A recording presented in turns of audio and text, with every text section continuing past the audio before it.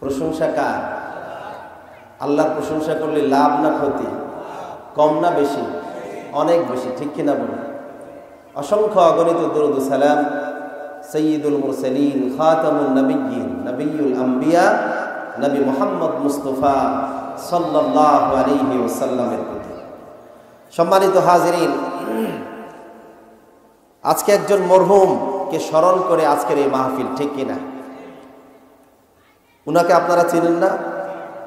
আপনাদের সবার প্রিয় মানুষ ছিল। এই যদি দুনিয়া থেকে বিদায় নেয়, আমাদের কি থাকার কোনো সুযোগ আছে?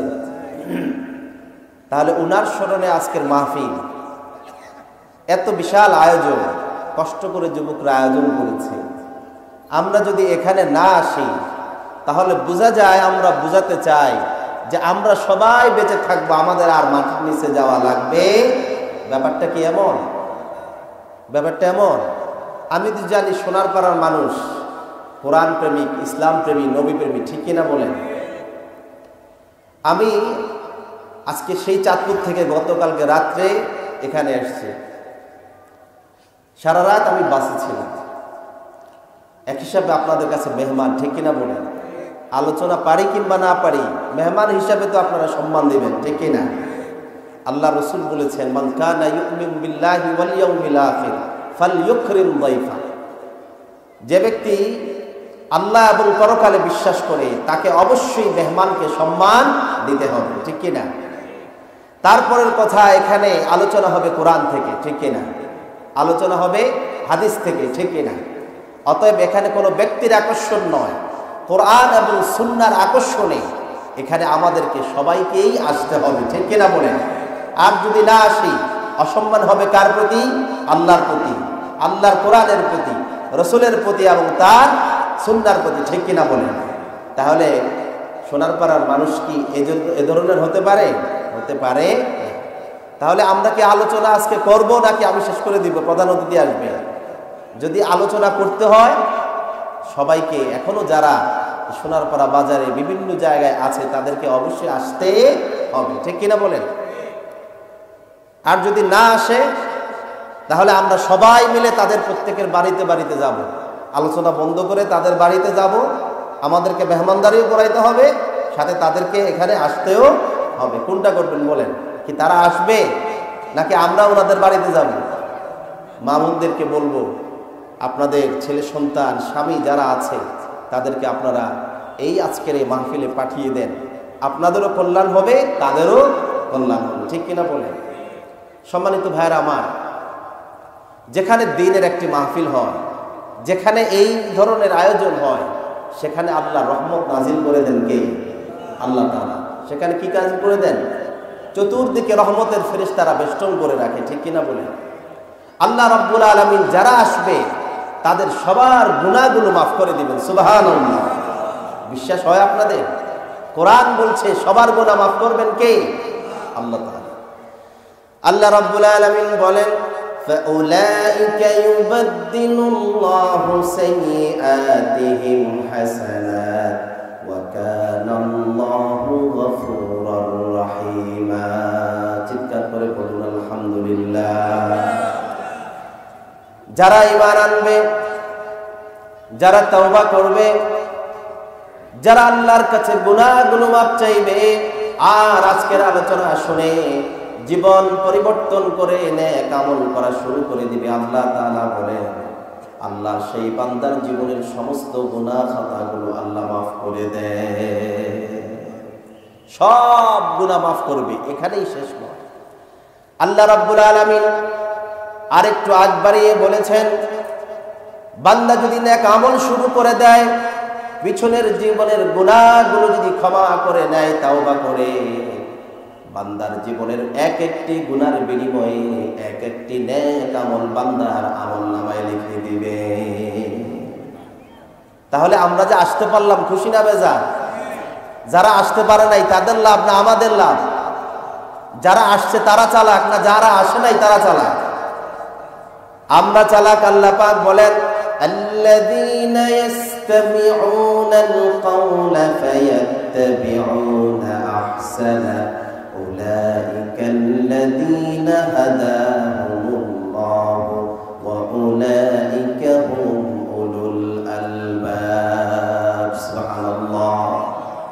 রাব্বুল আলামিন বলেন, যারা মনোযোগ দিয়ে কোরআনের আলোচনা শুনবে, ফায়াত্তাবিউনা আহসানা, কোরআনের আলোচনা শোনার পরে, হাদিসের আলোচনা শোনার পরে সেই কথাগুলো তাদের জীবনে ভালোভাবে আঁকড়ে ধরবে, আমল করবে, আল্লাহ পাক বলেন তাদেরকে দুটা পুরস্কার আমি দিয়ে দিব। কয়টা পুরস্কার কথা বলেন?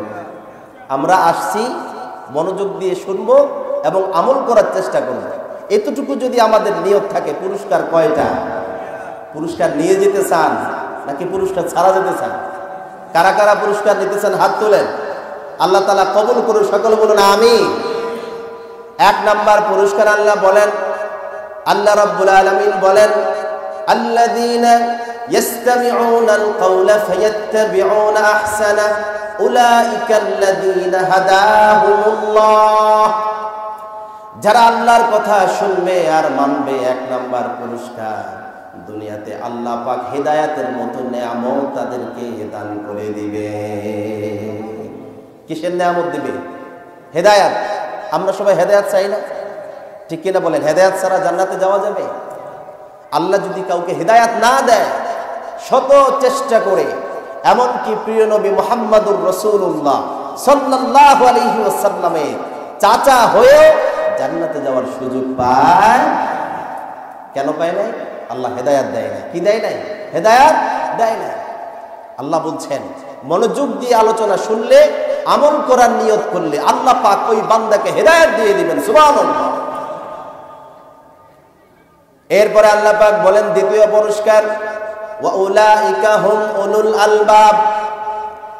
যারা মনোযোগ দিয়ে আলোচনা শুনবে আর নিজের জীবনে বাস্তবায়ন করবে, আল্লাহ পাক বলেন শুধু হেদায়েত পাবে তা নয়, আমি আল্লাহ কোরআনে ঘোষণা করে দিলাম তারাই আমার বান্দাদের মধ্যে জ্ঞানী এবং বুদ্ধিমান।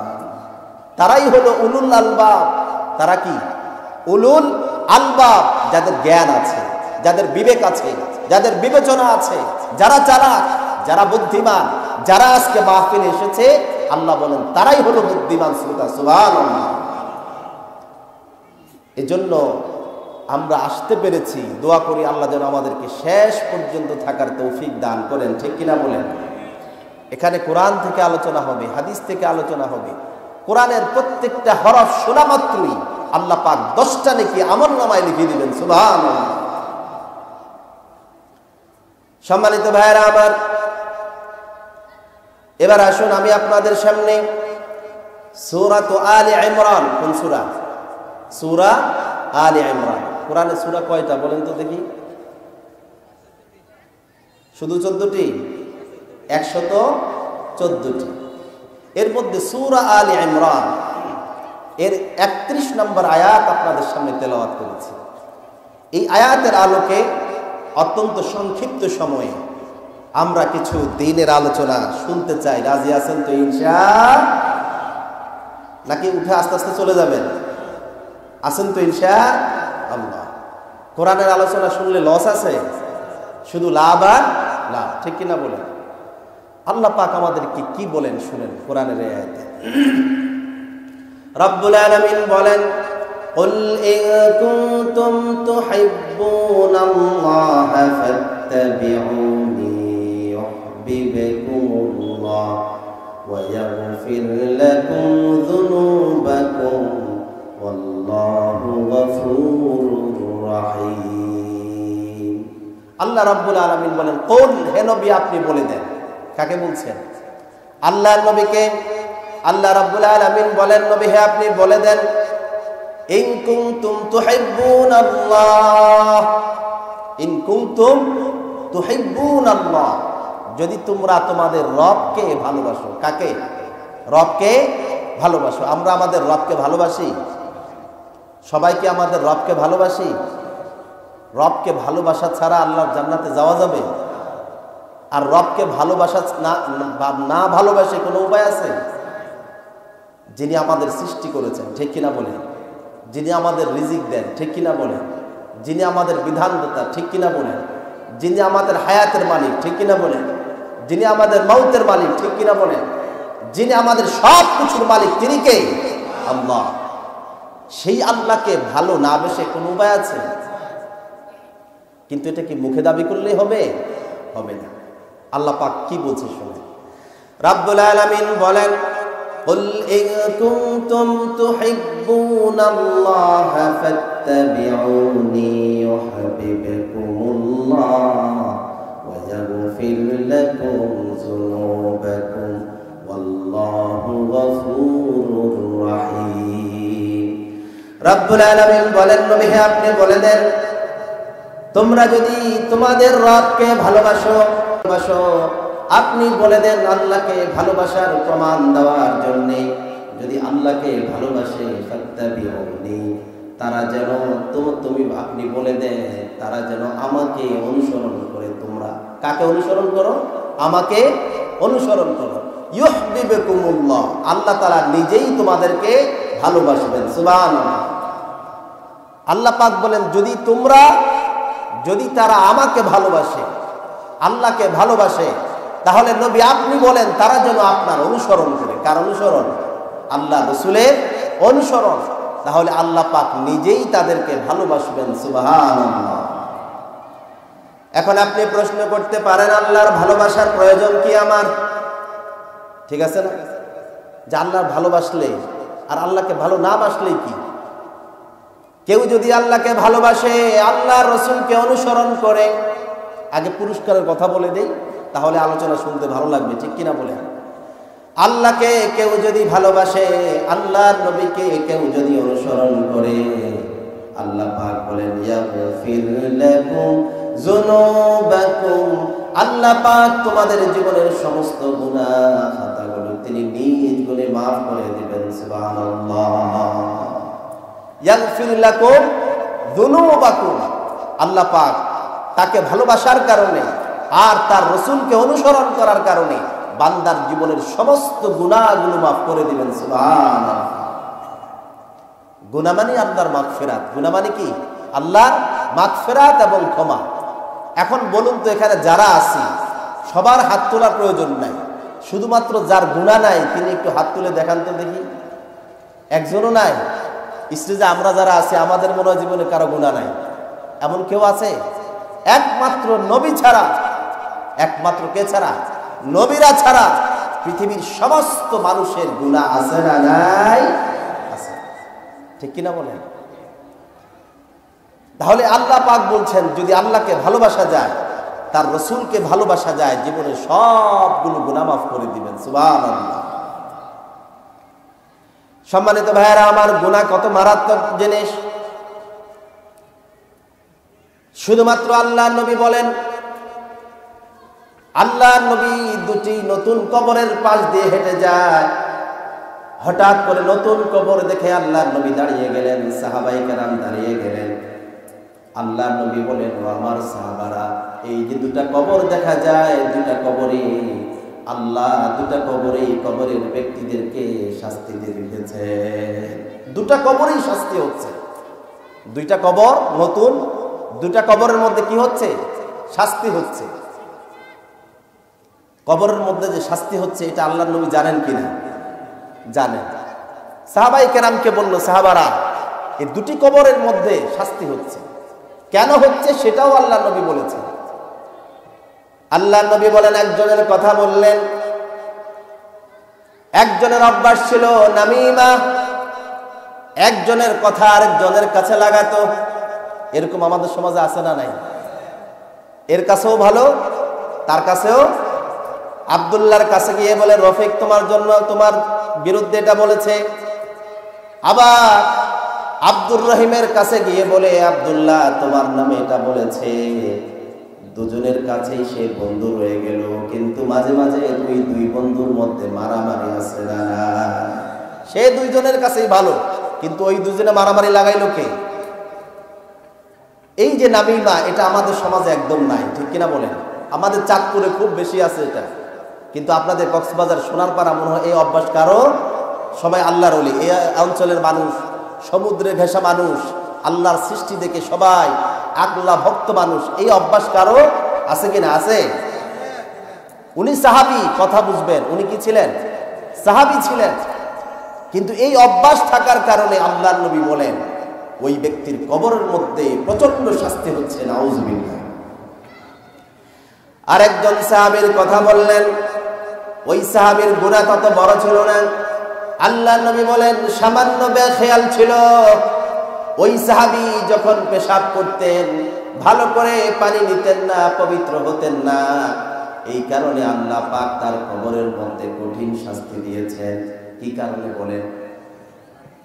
প্রস্রাব পায়খানার পরে ভালো করে পবিত্র।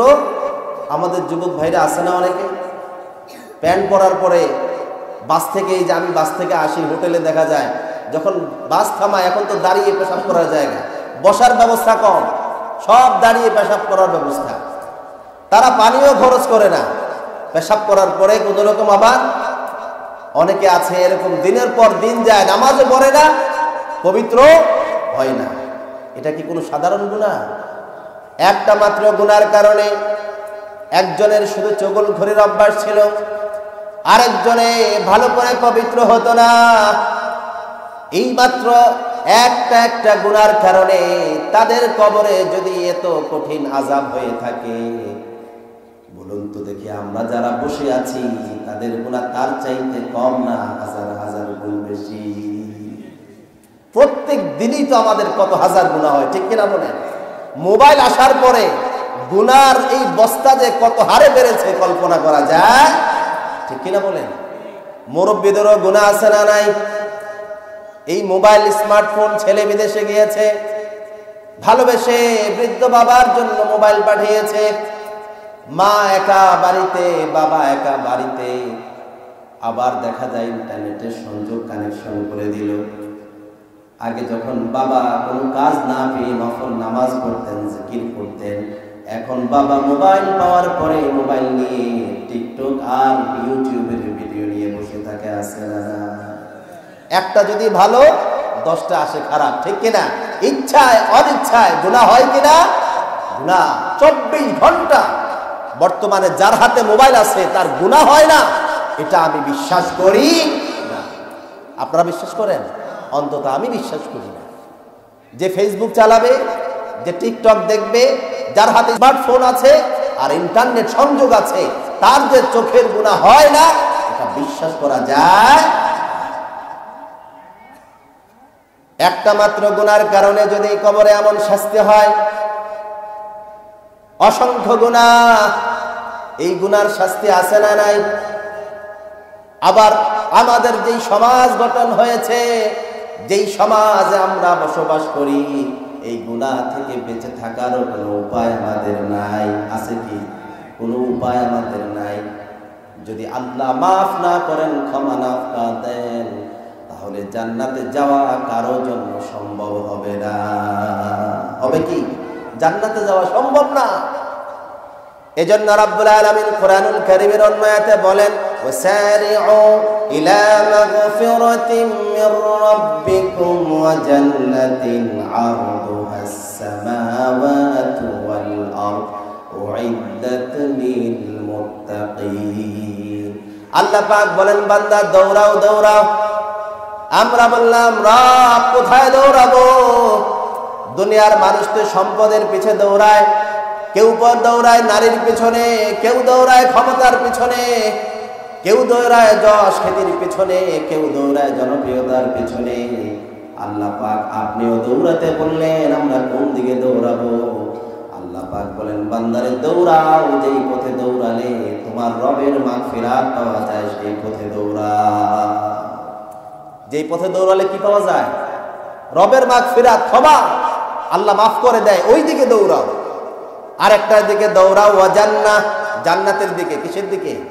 ওয়া জান্নাহ আরদুহাস সামাওয়াতু ওয়াল আরদ, যেই জান্নাতের প্রশস্ততা 7 আকাশ 7 জমিন যদি একত্রে বিছিয়ে দেওয়া হয়, যতটা প্রশস্ত হয়ে যায়, আল্লাহ পাক বলে আমার জান্নাতের প্রশস্ততা তার চাইতেও হাজার হাজার গুণ বেশি।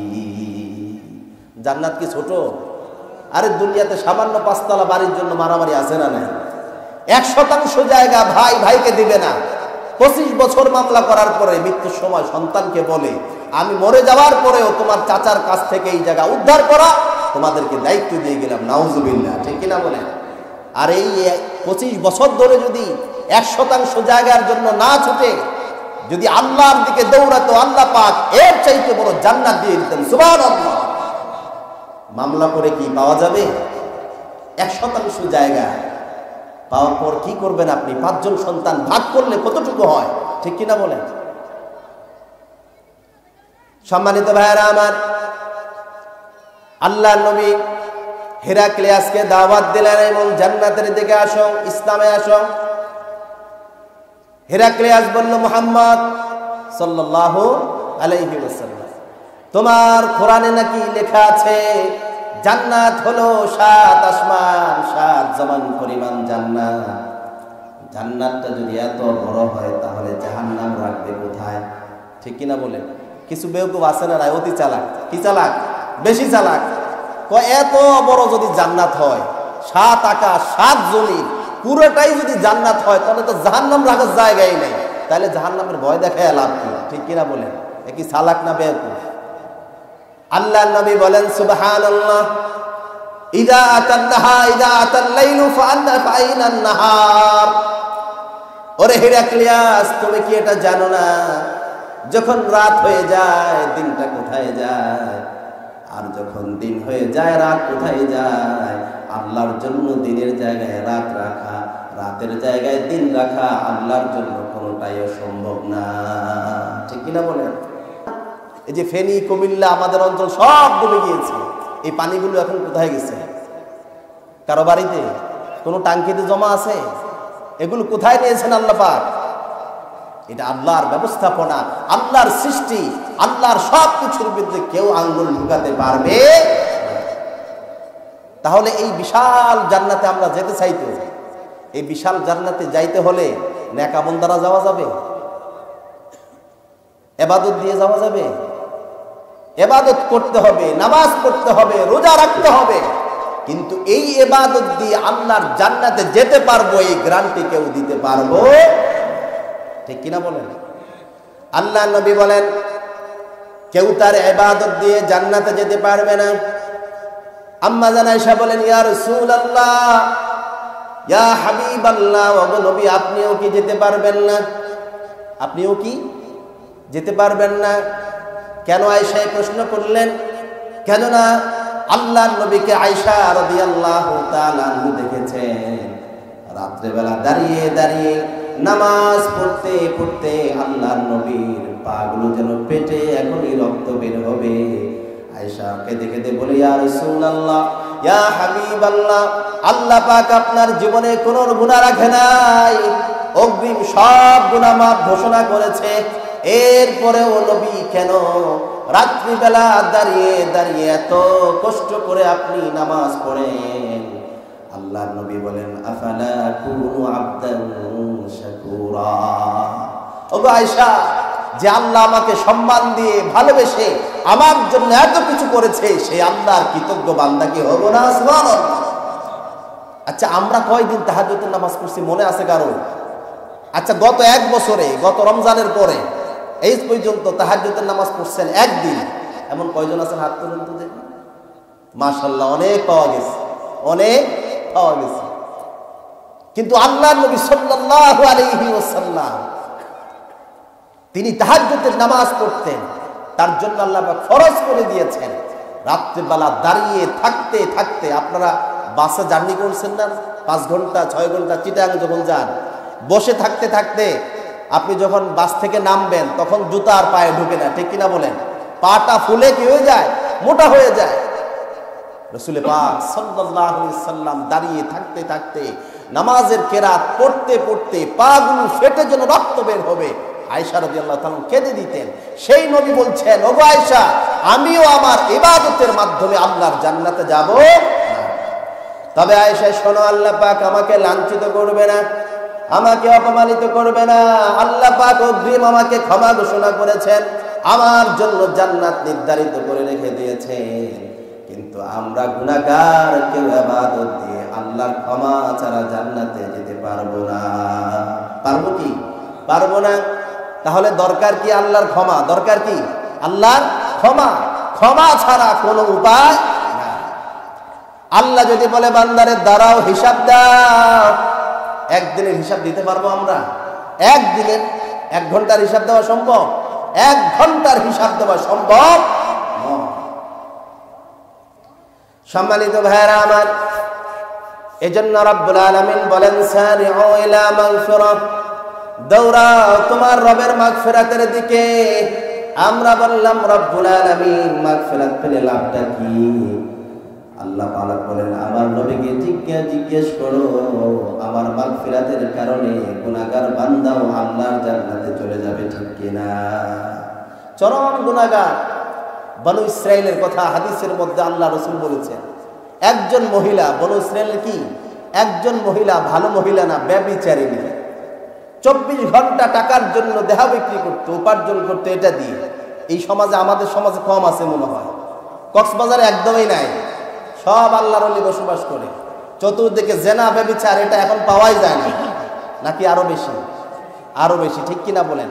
এটাকে এখন আর জেনা বলা হয় না, বাণিজ্য বলা হয়। এটার এখন বাণিজ্যিক রূপ দেওয়া হয়েছে। পৃথিবীতে সবচেয়ে বড় বাণিজ্য এখন হচ্ছে এই বাণিজ্য, ঠিক কিনা বলেন?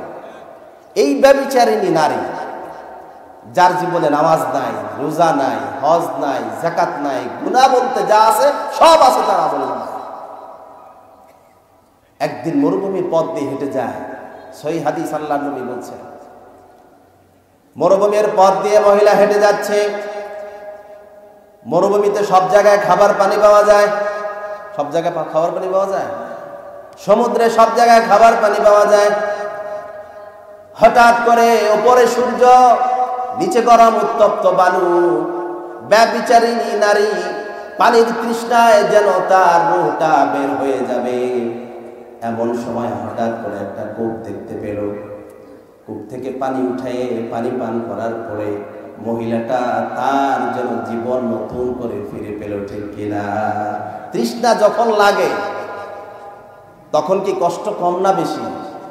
কিছুটা টের পাওয়া যায় গরমকালে যদি রমজান হয়, ঠিক কিনা বলেন? আস্তে আস্তে শীতে আমাদের রমজান আসতেছে, এর আগে গরমের মধ্যে রমজান ছিল।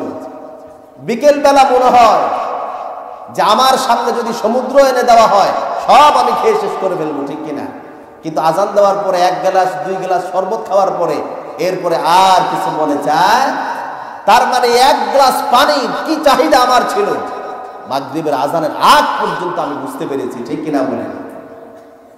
মহিলা পানি পান করার পরে আত্মতৃপ্ত হলেন, জীবনটা ফিরে পেলেন, রওনা হলেন। আবার হাঁটতে না হাঁটতেই দেখেন একটা ইতর প্রাণী কুকুর। কি দেখলেন? কুকুর। কুকুরকে সবাই ভালোবেসে কোলে নেয়, নাকি দেখলেই লাঠি দেয়? আর দোকানের সামনে গরম পানি, ঠিক কিনা বলেন? ইচ্ছা, প্রয়োজনে অপ্রয়োজনে কুকুরকে আঘাত করে কষ্ট দেয়, এমনও মানুষ আছে না নাই? কথা বলেন। কিন্তু কুকুরের মতো প্রভুভক্ত প্রাণী দ্বিতীয়টা আর নাই, ঠিক কিনা বলেন? একটা কুকুর, সেও পিপাসার কারণে জিহ্বা বের করে হাঁপাচ্ছে। মহিলা খারাপ হলেও কখনো কখনো তাদের হৃদয়ে ভালোবাসা মোহাব্বত দেন কে? আল্লাহ তাআলা, ঠিক কিনা বলেন? ডাকাতের মনে দয়া আসতে পারে কিনা? আসতে পারে। জালেমের অন্তরেও দয়া অনেক সময় আসতে পারে। মহিলা চিন্তা করলো কিছুক্ষণ আগে আমার এতটা তৃষ্ণা পেয়েছি, যেন আমার জীবনটা বের হয়ে গিয়েছিল, আমি যে কষ্ট পেয়েছি এটা হতে পারে কুকুর, আল্লাহর একটা সৃষ্টি, সেও আমার মতো কষ্ট পাচ্ছে। আহারে, তার কষ্টটা আমি ছাড়া আর কেউ বুঝবে? সুবহানাল্লাহ বলবেন না? দেখেন আল্লাহ পাক কিভাবে একজন মহিলার মাপের ব্যবস্থা করে দেয়। মহিলা চিন্তা করলো এই কুকুরটা যে এমন ভাবে কষ্ট পায় সামান্য একটু পানির জন্য, মহিলা তার পায়ের ওই মোজাটা ওই কূপের মধ্যে ফেলে দিয়ে কিছু পানি তুললেন আর কুকুরের মুখে ধরলেন। সামান্য একটা কুকুরের মুখে তৃষ্ণা নিবারণের জন্য মহিলা যখন পায়ের মোজা কিংবা জুতা ভিজিয়ে যখন আল্লাহর নিয়ামত পানি দিয়ে আল্লাহর একটি সৃষ্টির যখন কষ্টটা লাঘব করার জন্য পানি তুলে দিলেন, আরশ আজিম থেকে আল্লাহ পাক এত খুশি হয়েছেন, পানি তুলে দিতে দেরি আল্লাহ পাক জিনাকার মহিলার জীবনের গুনাহগুলো মাফ করে দিয়ে সরাসরি আল্লাহর জান্নাতে পাঠিয়ে দিয়েছে। সুবহানাল্লাহ বলবেন না? আল্লাহর নবী, বিশ্ব নবীর কথা মিথ্যা হতে পারে? একটা আমলের কারণে সব গুনাহ মাফ। আল্লাহ বলেছেন ওই মহিলাকে আল্লাহ পাক জান্নাতি বানিয়ে দিয়েছেন। সুবহানাল্লাহ। এটা হলো আল্লাহর ক্ষমা। এটা কি? এটাই হলো আল্লাহর ক্ষমা। কোন কাজে কি কারণে আল্লাহ পাক কার উপর খুশি হয় কেউ বলতে পারে না। সম্মানিত ভাইরা আমার, ঠিক তার বিপরীতে আল্লাহর নবীর জামানায়, ওই ঘটনা ছিল বনু ইসরায়েলের ঘটনা। কিসের ঘটনা? তার বিপরীতে আল্লাহর রাসূলের জামানায় একদিন সাহাবায়ে কেরাম এসে আল্লাহর রাসূলকে বলে, ইয়া রাসূলুল্লাহ, ইয়া হাবিবাল্লাহ, আমাদের এলাকার একজন মহিলা, তার চাইতে বড় নামাজি আর কেউ নাই। কি নাই? তার চাইতে বড় নামাজি আর কেউ নাই। রমজান মাসের রোজাও একটাও ছোটে না, প্রত্যেক দিন নফল রোজা রাখে, কোরআন তেলাওয়াত সকাল সন্ধ্যা চলে, জিকির আজকারে ব্যস্ত থাকে। মহিলাদের অভ্যাস জিকির আজকার তারা বেশি করে, ঠিক কিনা বলেন? নফল রোজা পুরুষরা বেশি রাখে না মহিলারা, ঠিক কিনা বলেন? নফল ইবাদতে যদি মার্কিং দিতে হয় তাহলে মহিলারা পুরুষ থেকে আগে থাকবে, ঠিক কিনা বলেন? কেননা এই 6 রোজা আপনারা কয়জনে রাখছেন, কিন্তু অধিকাংশ মহিলারা রাখে। ওই মহিলাও নামাজ, রোজা, তাসবিহ, তাহলিল সব কিছুতে সে সবার আগে। সুবহানাল্লাহ। সমস্যা মাত্র একটা। সমস্যা কয়টা? সব ভালো কাজ আগে ওই মহিলার, সব খারাপ একটা ভালো কাজের কারণে আল্লাহ মাফ করে দিয়েছেন। সুবহানাল্লাহ। আর এই মহিলার সব ভালো, খারাপ অভ্যাস কয়টা? একটা। আল্লাহর নবী সাহাবীরা বলেন, ইয়া রাসূলুল্লাহ, ইয়া হাবিবাল্লাহ, এই মহিলার সব ভালো, একটাই শুধু খারাপ। ওই মহিলার সাথে এলাকার কারো ভালো সম্পর্ক নাই, সবার সাথে শুধু ঝগড়া আর ঝগড়া, তার কারণে এলাকায় কেউ বসবাস করতে পারে না। এরকম ভালো মানুষ আছে না নাই? কথা বলেন। একটু আগে নামাজ পড়ছে, দোকানের কাছে গিয়ে ঝগড়া লাগলে তার মুখ দিয়ে যা বের হয় সে যে নামাজি এটা বোঝা যায়। আছে না নাই? কথা বলেন। অনেক মুসল্লি আছে, নামাজও ছাড়ে না, আবার কথার সময় গালাগালিও বন্ধ নাই। আছে না নাই? নামাজও বন্ধ নাই, গালাগালিও বন্ধ নাই, মিথ্যা কথাও বন্ধ নাই, মানুষের সাথে খারাপ আচরণ, কথা বললেই রাগারাগি, কথা বললেই গালাগালি, কথা বললেই মিথ্যা কথা, কথা বললেই মানুষের উপর জুলুম। এমন ব্যক্তি আছে না নাই? এই নামাজ, রোজা, হজ, যাকাত এগুলো তাকে তখনই বাঁচাবে যখন তার আচরণ সুন্দর হবে, ঠিক কিনা বলেন? আল্লাহর নবী বলেন, আকসারু মা ইউদখিলুন নাসাল জান্নাহ তাকওয়াল্লাহি ওয়া হুসনুল খুলুক। আল্লাহর নবী বলেন, অধিকাংশ মানুষকে আল্লাহর জান্নাতে নিবে দুইটা আমল। কয়টা আমল? দুইটা জিনিস সবচাইতে মানুষকে আল্লাহর জান্নাতে বেশি প্রবেশ করাবে। একটা হলো আল্লাহর ভয়। একটা কি? আল্লাহর ভয়, তাকওয়া। আরেকটা হলো সৎ চরিত্র, উত্তম চরিত্র, ভালো চরিত্র, যে মানুষের সাথে হাসি দিয়ে কথা বলে, নম্র ভাষায় কথা বলে, কাউকে গালি দেয় না, কাউকে আঘাত করে না, মা বাবার মনে আঘাত দেয় না। এমন মানুষগুলোকে আল্লাহ পাক সবার আগে বিনা হিসাবে আল্লাহর জান্নাতে পৌঁছে দিবে। সৎ চরিত্র, সৎ চরিত্র কি তো? আল্লাহর নবীর একজন সাহাবী রাত্রিবেলা তাহাজ্জুদের নামাজ পড়ে দুহাত তুলে দোয়া করেন, আল্লাহুম্মা হাসসিন খালকি, আল্লাহুম্মা হাসসিন খুলুকি। আয় আল্লাহ, আমার চরিত্রটাকে ভালো করে দেন। সারা রাত একটাই দোয়া, আল্লাহুম্মা হাসসিন খুলুকি। 3টা থেকে শুরু করছে, ফজরের আগ পর্যন্ত দোয়া একটা। দোয়া কয়টা? আয় আল্লাহ, আমার চরিত্র ভালো করে দেন, আমার চরিত্র ভালো করে দেন। পাশে স্ত্রী ঘুমিয়ে আছে।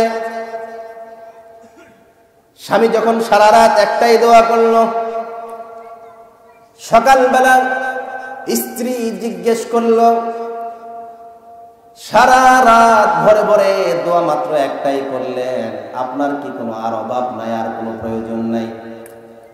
ঘরে চাল নাই, সন্তান অসুস্থ, আপনি রোগাক্রান্ত, চাকরি নাই, বাকরি নাই, কোনটার জন্য দোয়া করলেন না? দোয়া শুধু একটা, আল্লাহুম্মা হাসসিন খুলুকি, আল্লাহ আমার চরিত্রকে সুন্দর বানিয়ে দাও। ঠিক কিনা বলেন? আপনাকে ইমাম সাহেব যদি প্রত্যেকদিন দোয়া একটাই করে, তাহলে ওই ইমাম সাহেবকে এক সপ্তাহ পরে আর রাখবেন? বলবে যে ইমাম সাহেব কোনো দোয়াই জানে না, ইমাম সাহেব কোনো দোয়াই জানে না।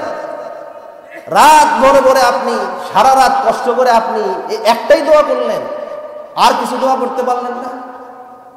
প্রশ্ন আছে কিনা, ঠিক কিনা বলেন? সাহাবী বলেন, রে স্ত্রী, কেন আমি এই দোয়া করেছি তুমি তো জানো না? আমার নবী, বিশ্ব নবী বলেছেন, যার চরিত্র সুন্দর থাকে আল্লাহ পাক তার জান্নাতে সবার আগে বিনা হিসাবে পৌঁছে দিবে।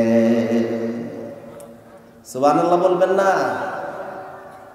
ওই যে ওই মহিলা একটা প্রাণীকে মাত্র পানি পান করানোর কারণে আল্লাহর জান্নাতে। আর এই মহিলার ব্যাপারে আল্লাহ রাসূল কি বললেন? সাহাবায়ে কেরাম প্রশ্ন করলেন, আমরা কি করব? তার তো সব ভালো, কিন্তু গালাগালি বন্ধ। এর সাথেও গালাগালি, ওর সাথেও রাগারাগি, ঝগড়া, সবার সাথে তার ঝগড়া, কারোর সাথে ভালো সম্পর্ক নাই।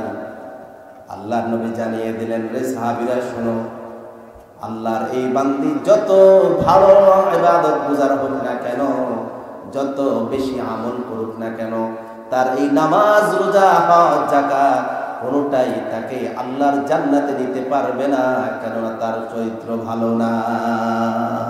সুবহানাল্লাহ নাকি নাউজুবিল্লাহ? এই যে হুঁশ নাই আমাদের, কি বলতে হবে? নাউজুবিল্লাহ। চরিত্র সুন্দর না হলে ইবাদত এগুলো কোনো কাজে আসবে। এজন্য রাব্বুল আলামিন বলেন, সারিউ ইলা মাগফিরাতিন মির রাব্বিকুম ওয়া জান্নাতিন আরদুহাস সামাওয়াতু ওয়াল আরদ উইদ্দাত লিল মুত্তাকিন। বান্দারে দৌড়াও দৌড়াও, যেই পথে দৌড়ালে তোমার রবের মাগফিরাত পাওয়া যায়, আর যেই পথে দৌড়ালে তোমার রবের সৃষ্টি সব চাইতে বড় নেয়ামত আল্লাহর জান্নাত পাওয়া যায়, ওই পথে দৌড়াও। তোমার রব তোমাকে ক্ষমা করে দিবেন, আর ক্ষমা পাইলে আল্লাহর জান্নাতের ভিসা পাওয়া যায়। ঠিক কিনা বলেন? ক্ষমা হলো কি? আল্লাহর জান্নাতের ভিসা, পাসপোর্ট। ক্ষমা করে দিলেই আপনি দৌড়ে জান্নাতে যেতে পারবেন। এজন্য আল্লাহ পাক বলেন, কুল ইন কুনতুম তুহিব্বুনাল্লাহা ফাত্তাবিউনি ইউহিব্বুকুমুল্লাহ ওয়া ইয়াগফির লাকুম যুনুবাকুম ওয়াল্লাহু গফুরুর রহিম। আল্লাহ পাক বলেন, যদি তোমার ও আল্লাহ নবী আপনি বলে দেন, যদি আমার বান্দারা আল্লাহকে ভালোবাসতে চায়, তাদের রবকে ভালোবাসতে চায়, ভালোবাসার পন্থা হলো একটা, নবী আপনাকে অনুসরণ করা। কাকে অনুসরণ? আল্লাহর নবীকে অনুসরণ করা। আল্লাহর নবী যেভাবে হেঁটেছেন এভাবে আমাকে হাঁটতে হবে, যেভাবে কথা বলেছেন এভাবে আমাকে কথা বলতে হবে, যেইভাবে ব্যবসা করেছেন এইভাবে আমাকে ব্যবসা করতে হবে। এখন আপনাদের প্রশ্ন হতে পারে, আল্লাহর নবীর চরিত্র আমরা জানবো কোত্থেকে? আল্লাহর নবীর চরিত্র হলো, আম্মাজান আয়েশাকে বললেন, ইয়ার আম্মাজান আয়েশাকে সাহাবায়ে কেরাম প্রশ্ন করলেন, ইয়া আম্মাজান আয়েশাকে প্রশ্ন করলেন, আমার রাসূলের চরিত্র কেমন ছিল একটু বলে দেন। আম্মাজান আয়েশা বললেন, ও আল্লাহর নবীর সাহাবারা, তোমরা কি কোরআন তেলাওয়াত করো না? যেহেতু আল্লাহর নবীকে মানতে বলেছে, আল্লাহর নবীকে অনুসরণ করলে ভালোবাসা পাওয়া যায় কার? আল্লাহ। সাহাবায়ে কেরাম দৌড়ে গেছে আয়েশা রাদিয়াল্লাহু তাআলা আনহার কাছে, যে আল্লাহর নবীর চরিত্র কি, আমরা মানতে চাই। আয়েশা রাদিয়াল্লাহু তাআলা আনহা বললেন, তোমরা কি কোরআন পড়ো না? সাহাবায়ে কেরাম বলে কি, প্রত্যেকদিন সকাল থেকে সন্ধ্যা পর্যন্ত কোরআন তেলাওয়াত ছাড়া কাজই তো আমাদের নাই। ঠিক কিনা বলেন? আহলে সুফফার সদস্যরা 24 ঘন্টা কোরআন তেলাওয়াত করতেন। সুবহানাল্লাহ। হযরত উসমান রাদিয়াল্লাহু তাআলা আনহু প্রত্যেক রাতে একবার তিনি কোরআন খতম দিতেন। যেই দিন তিনি শাহাদাত বরণ করবেন ওই দিনও তিনি কোরআন তেলাওয়াতরত অবস্থায় তাকে শহীদ করা হয়েছে। তাকে যখন শহীদ করা হয়, তার স্ত্রী কেঁদে কেঁদে বলছে, হায় রে, এমন একজন মানুষকে তোমরা হত্যা করলে, শহীদ করলে, যিনি গত রাত্রে দাঁড়িয়ে দাঁড়িয়ে এক খতম কোরআন তেলাওয়াত করেছে। সেই কোরআন তেলাওয়াত কি আছে আমাদের সমাজে? নামাজই তো নাই, কোরআন তেলাওয়াত দূরের কথা। আর যারা নামাজ পড়ে শীতকালে কোন রকম 2 রাকাত পরে আবার লেপেন দিছে। ঠিক কিনা বলেন? অথবা দোকানের কাছে গিয়ে চা আর 10টা পর্যন্ত আড্ডা, আছে না নাই? অথচ আল্লাহ পাক বলেন ইন্না কুরআনাল ফাজরি কানা মাশহুদা, সকালবেলা যদি আল্লাহর কোন বান্দা কোরআন নিয়ে বসে যায়, 1 পৃষ্ঠা 2 পৃষ্ঠা কিছুটা কোরআন থেকে তেলাওয়াত করে, আল্লাহ পাক বলেন এই কোরআন তেলাওয়াত কিয়ামতের দিন বান্দার পক্ষে আল্লাহর সামনে সাক্ষী হয়ে যাবে। কোরআন তেলাওয়াত সকালবেলা করলে যেই সওয়াব, সারা দিনে আর এটা পাওয়া যাবে। আপনি বিকালবেলা 3 ঘন্টা পড়েন, কিন্তু সকালবেলা যদি আপনার খালি হয়ে যায় ওই ঘাটতি আর পূরণ করা যাবে। তার কারণ হলো 70,000 ফেরেশতা সকালবেলা আল্লাহর ডিউটি পালন করার জন্য জমিনে আসে, বিকালবেলা চলে যায়, বিকালবেলা আবার 70,000 আসে, পরের দিন সকালবেলা তারা চলে যায়, আরেক দল আসে। এই 2 দল একত্রিত হয় সকালবেলা। ফেরেশতারা যখন রাত্রিবেলা ডিউটি করে আল্লাহর কাছে সকালে চলে যায়, আল্লাহ পাক প্রশ্ন করেন আমার বান্দাগুলোকে কি অবস্থায় তোমরা রেখে এসেছো? ঠিক কিনা বলেন? কোন দূর থেকে আত্মীয় আসলে আমরা 1 ঘন্টা প্রশ্ন করি অমুককে কেমন দেখছো, তোমার দাদার কি অবস্থা, তোমার নানার কি অবস্থা, জিজ্ঞেস করে কিনা? তা আল্লাহর প্রিয় বান্দারা এখানে আছে, কিভাবে আছে এটা আল্লাহ জানে না? সব জানে, তারপরও আবার শুনতে চায় কার কাছে? ফেরেশতাদের কাছে। ফেরেশতাদেরকে জিজ্ঞেস করে আমার বান্দাদেরকে কিভাবে রেখে এসেছো? ফেরেশতারা বলে রব্বুল আলামিন তোমার অমুক অমুক অমুক বান্দাকে ওই সোনার পাড়া মসজিদের মধ্যে ফজরের নামাজে দাঁড়িয়ে দাঁড়িয়ে কোরআন তেলাওয়াত করতে দেখে এসেছি। এই কোরআন তেলাওয়াত ফেরেশতাদের মাধ্যমে বান্দার জন্য সাক্ষী হয়ে যায়। সকালবেলা যদি কেউ কোরআন তেলাওয়াত করে, সারা দিনের অ্যান্টিবায়োটিক স্ট্যামিনা শক্তি আল্লাহ পাক তার দেহে দান করে দেন। সুবহানাল্লাহ। কোরআন তেলাওয়াত করতে রাজি আছেন তো ইনশাআল্লাহ? সম্মানিত ভাইরা আমার, বলছিলাম হযরত উসমান রাদিয়াল্লাহু তাআলা আনহু তিনি যে এত কোরআন তেলাওয়াত করতেন, তিনি একাই যে কোরআন তেলাওয়াত করতেন তা নয়। সাহাবায়ে কেরাম কোনো বড় বিশ্ববিদ্যালয়ের ছাত্র ছিলেন না, তারা অনেক বড় দার্শনিক ছিলেন না, তাদেরকে ইংরেজি, ম্যাথ, বাংলা সব কিছু পড়ার প্রয়োজন ছিল না। তাদের বিশ্ববিদ্যালয়ের সিলেবাস ছিল একটা, কিতাব ছিল একটা, পড়াশোনার মূল টার্গেট ছিল একটা, সেটা হলো আল্লাহর কোরআন। আল্লাহর কোরআন, আল্লাহর কোরআনে আল্লাহ পাক দুনিয়ার সব জ্ঞান দিছে কি দেয় নাই? আল্লাহ পাক বলেন ওয়া নাযালনা আলাইকাল কিতাবা তিবয়ানান লিকুল্লি শাইইন ওয়া হুদান ওয়া রাহমাতান ওয়া বুশরা লিল মুসলিমিন। সুবহানাল্লাহ বলেন। আল্লাহ পাক বলেন এমন কিতাব নাযিল করলাম তিবয়ানান লিকুল্লি শাই, যেই কিতাবে আল্লাহ পাক সব কিছুর বর্ণনা করেছেন। এমন কোনো সমস্যা নাই, এমন কোনো প্রয়োজন নাই, এমন কোনো থিওরি নাই বান্দার জীবনে যেটা আল্লাহ পাক তার কোরআনে বর্ণনা করে দেয় না। এখন চালাক কোনো শ্রোতা হলে প্রশ্ন করবে আজকে সোনারপাড়া বাজারে আলুর দাম কত ছিল, আর এখানে তো সুপারি বেশি থাকে, ঠিক কিনা বলেন? আর কেউ যদি বলে যে আজকে সুপারির দাম কত, এটা কোরআন থেকে দেখান, তাহলে কি দেখানো যাবে? তাহলে কোরআনের কথা কি মিথ্যা? না। এর সমাধানও আল্লাহ পাক কোরআনে দিয়েছেন কি দেয় নাই? দিয়েছেন। সুপারির দাম কত, আলুর দাম কত, এটা কোরআনে না থাকলেও এটা জানার ব্যবস্থা আল্লাহ পাক কোরআনে করে দিয়েছে, দেয় নাই? আল্লাহ পাক বলেন ফাসআলু আহলাল যিকরি ইন কুনতুম লা তা'লামুন। আলুর দাম কত, সুপারির দাম কত, আটার দাম কত, ময়দার দাম কত, এটা জানার ব্যবস্থাও কোরআনে আল্লাহ পাক দিয়েছেন। আল্লাহ পাক বলছেন বান্দারে তোমার যদি জানা না থাকে যে আজকে বাজারে গিয়েছে আলু কেনার জন্য, তাকে জিজ্ঞেস করো। কাকে জিজ্ঞেস করো? যার কাছে যেটা জানা নাই, যে জানে তার কাছে জিজ্ঞেস করে জেনে নাও। সুবহানাল্লাহ। তাহলে আলুর দাম জানার ব্যবস্থা আছে না নাই? সুপারির দাম জানার ব্যবস্থা আছে না নাই? কোরআনে সব কিছু আল্লাহ বর্ণনা করেছেন। খুঁজে বের করার দায়িত্ব কার? আমাদের। আমরা তো কোরআন থেকে কিছুই খুঁজি না। কোরআনের এমন অবস্থা, আমার আইফোন আমি প্রত্যেকদিন কয়বার যে আমি পরিষ্কার করি, ঘষতেই থাকে অনেকে। আবার কেউ আছে 1 মাস পরে পরে উপরের এই রেক্সিনটা পাল্টায়, আছে না নাই? একটু ফাটছে আবার আরেকটা লাগায়, আবার ঘষে পরিষ্কার করে। মোবাইলটা সে ডেইলি যতবার পরিষ্কার করে, আল্লাহর কোরআন বছরে একবার যে রমজান মাসে পড়েছে, আগামী রমজান আসার আগ পর্যন্ত কোরআন খুলে দেখার সময় হয়। অত সবাই দাবি করে আমি মুসলমান, ঠিক কিনা বলেন? আমার কথা যদি বিশ্বাস না হয়, আজকে বাড়ি যাওয়ার পরে আপনারা আপনাদের কোরআনটা খুলে দেখবেন, এর উপরে যদি 1 ইঞ্চি যদি ময়লা না থাকে তাহলে আমার কথা মিথ্যা হবে, ঠিক কিনা?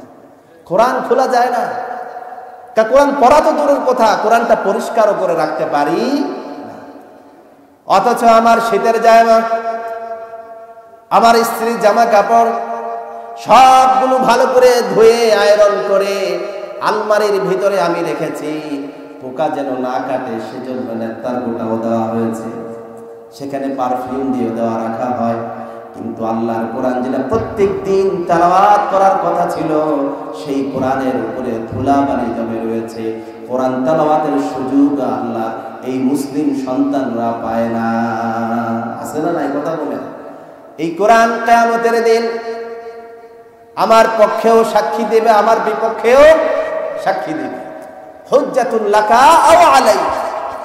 এই কোরআন যদি সম্মান দাও, তেলাওয়াত করো, কোরআনও যদি জীবন গড়ো, এই কোরআন তোমাকে সুপারিশ করে আল্লাহর জান্নাতে নিবে, ঠিক কিনা বলেন?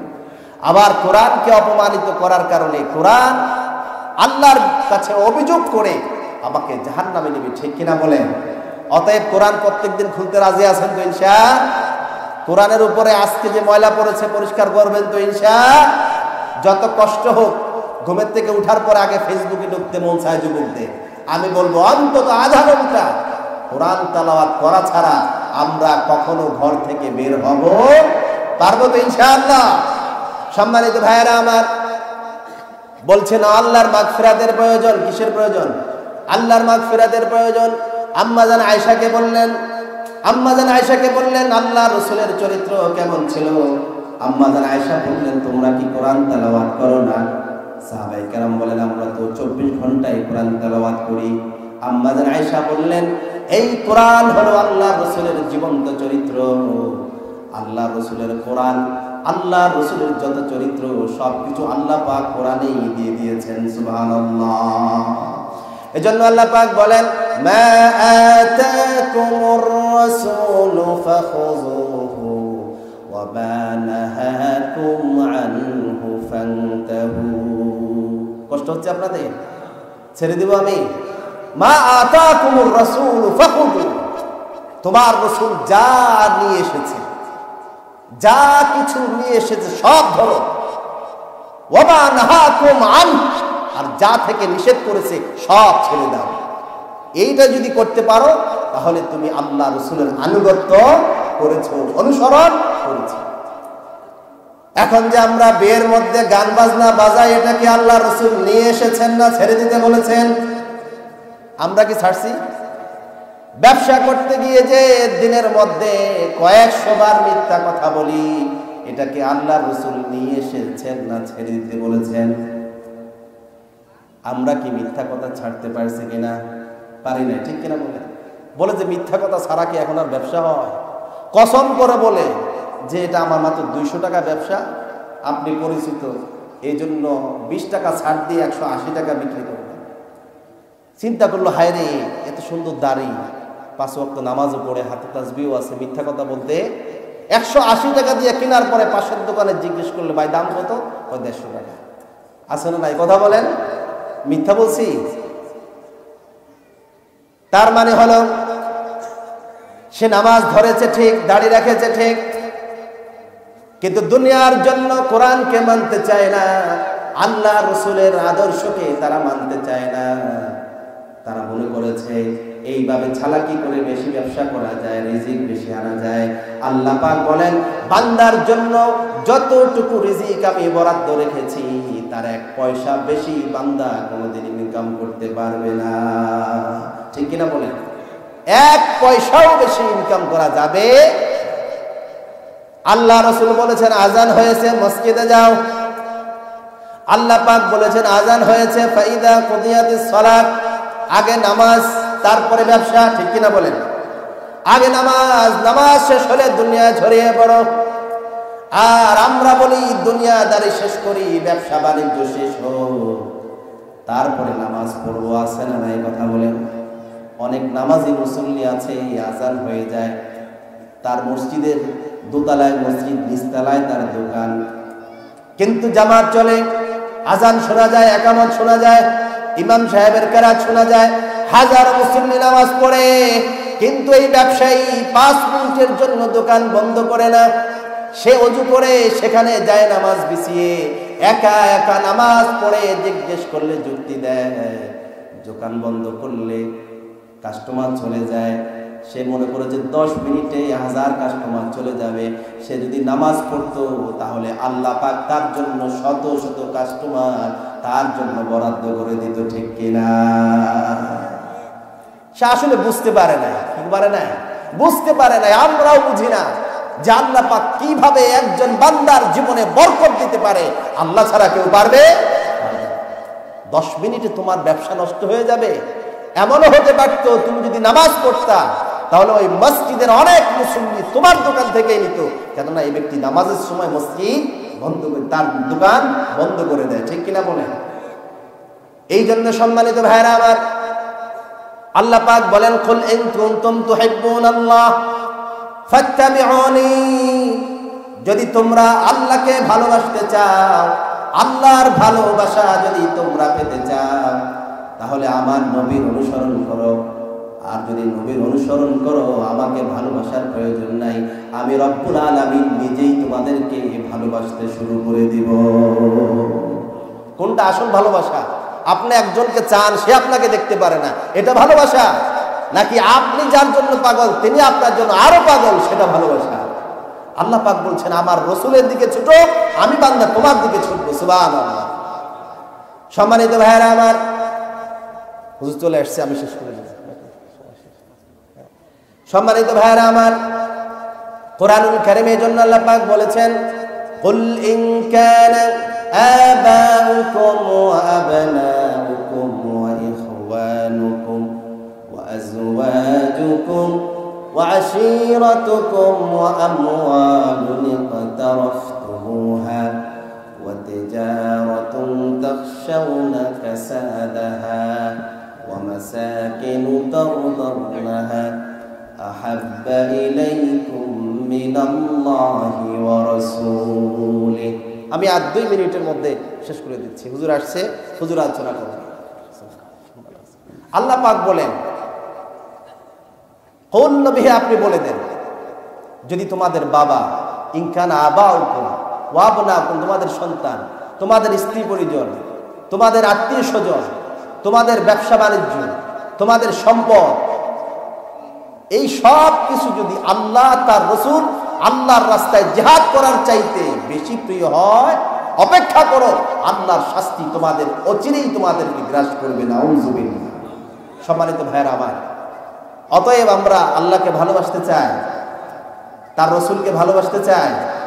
এই দুজনের ভালোবাসা ছাড়া জান্নাত আছে? আল্লাহকে ভালোবাসার মাধ্যম কি? আল্লাহর রাসূলকে অনুসরণ করা।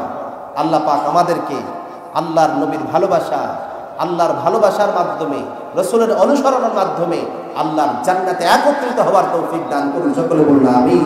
ওয়া মা তৌফিক ইল্লা বিল্লাহ। আসসালামু আলাইকুম ওয়া রাহমাতুল্লাহি ওয়া বারাকাতুহু।